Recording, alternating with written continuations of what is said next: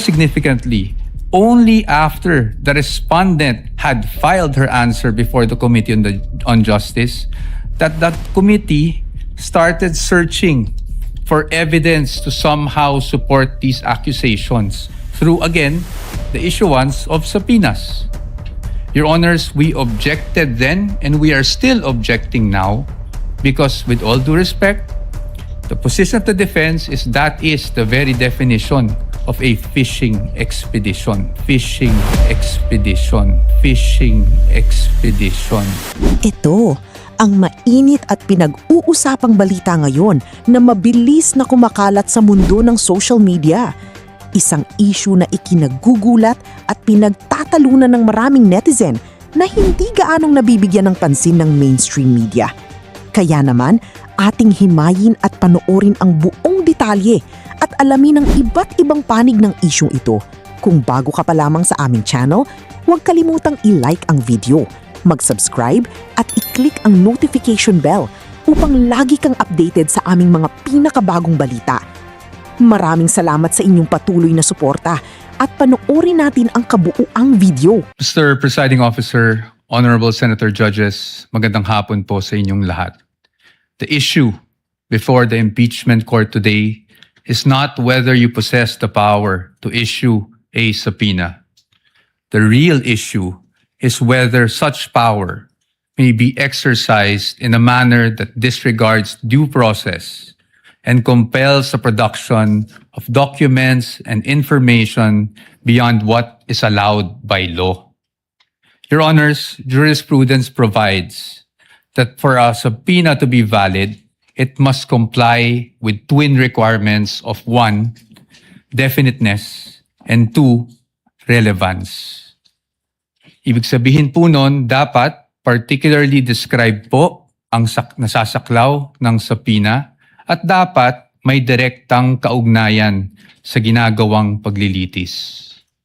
Your Honors, when a subpoena becomes oppressive, when it is unreasonable, and when it is merely issued for the very purpose that there is a hope that somewhere, somehow, something incriminating will come out, it ceases to be an instrument of justice. It becomes a weapon of a fishing expedition. And that is exactly what confronts this very court today. And that is why the defense has taken the position that the prosecution's requests must be denied. Allow me to explain, and let me begin with constitutional points. Our first point, Your Honors, due process. Impeachment is primarily a legal and constitutional procedure with political characteristics. It is sui generis, but it is not a purely political proceeding. Ibig sabihin po nun, the Bill of Rights, especially the due process clause, applies in all stages of the impeachment process. Your Honors, those are not my words. Those are the words of the Supreme Court in Duterte versus House of Representatives. And that is the law of the land. When we speak of due process, we offer a simple proposition that evidence must be present to support each and every accusation. Pero hindi po yon yung nangyari dito. Balikan po natin kung saan nagsimula itong proceeding na ito. I have here with me, Your Honors, copies of the Zabalya and Cabrera complaints, both filed before the House of Representatives. Both accused the Vice President of allegedly amassing unexplained wealth, both with voluminous attachments, yet not one attached a document to support that accusation. Not a single financial transaction record, not even a single SALN. In fact, it was only after these complaints were filed, and more significantly, only after the respondent had filed her answer before the Committee on Justice, that committee started searching for evidence to somehow support these accusations through, again, the issuance of subpoenas. Your Honors, we objected then and we are still objecting now because, with all due respect, the position of the defense is that is the very definition of a fishing expedition. Your Honors, in our legal system, it is not permitted to accuse now and then just look for proof later on. That is not how due process works. Hindi po dapat natin pinapayagan yan. Moving on to my second point, Your Honors. Let's talk about relevance. It is our position that the requests of the prosecution are in fact fatally overbroad. Bakit po fatally overbroad? An impeachable offense is an act or omission committed while the public official is occupying an impeachable office, not before being elected or appointed to such position. Again, Your Honors, those are not my words. Those are the words of the Supreme Court in Duterte versus the House of Representatives. That is controlling and that is the law of the land. Yet here, Your Honor, today, the prosecution is requesting for documents spanning almost 2 decades, almost 20 years, dating as far back as 2007. Your Honors, it is a fact na noong 2007, ang respondent ay vice mayor pa lamang. Definitely not an impeachable office, Your Honors.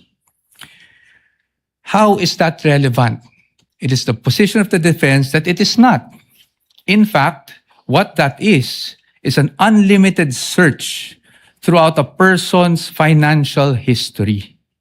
That should not be allowed.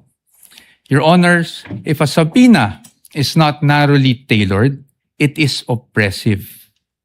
For these reasons alone, we are of the position that the request should already be dismissed.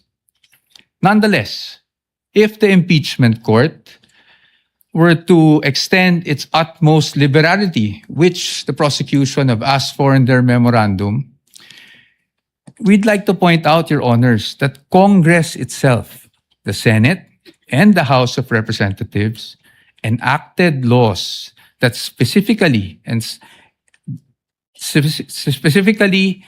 prohibit the disclosure of this information that the prosecution is asking for now. Let us go through them one by one. Let's start with RA 9160 as amended by RA 11521, which is the Anti-Money Laundering Act.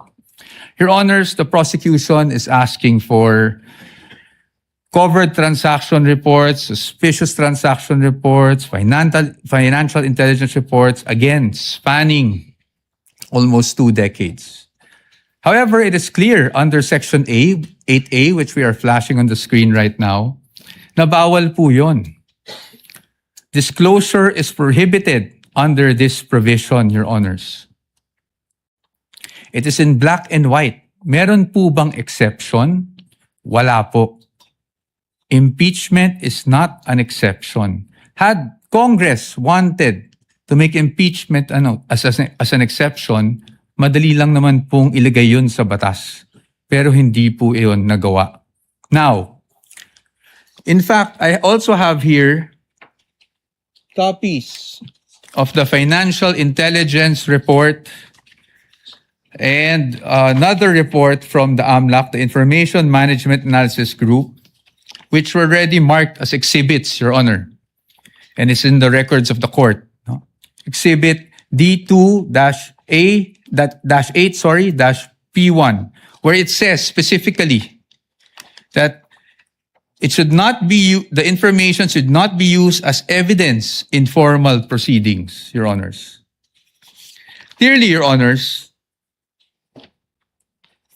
to compel AMLAC officials to disclose such information would be to compel them to violate the law. Let's move on now to the tax records, Your Honors. prosecution is asking for tax records. So let's look at the tax code. Section 270 of which criminalizes disclosure of taxpayers' information. Meron po bang exception sa batas na ito? Meron po, but it is limited. Kasama po bang impeachment? Hindi po. That is very clear. Again, Congress wanted to put an exception for impeachment. They could have easily done so, but they did not. Now, Your Honors, let's go to Bank Secrecy Law, RA 1405. The state policy has always been to favor the secrecy of bank deposits, Your Honors. Dito, while we recognize that impeachment is in fact an exception, Your Honors, we submit that this exception is not automatic. Meaning, hindi porket may exception for impeachment, pwede na kaagad natin buksan ang lahat ng bank records na hinihingi ng prosecution. Why? Because, Your Honor, this exception does not dispense with constitutional safeguards. It does not abolish the right to due process. So dapat po, meron pa rin tayong basihan.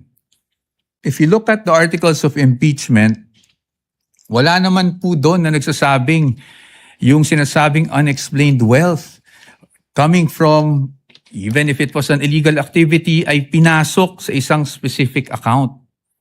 In fact, Your Honors, this exception does not automatically mean that we should permit a fishing expedition.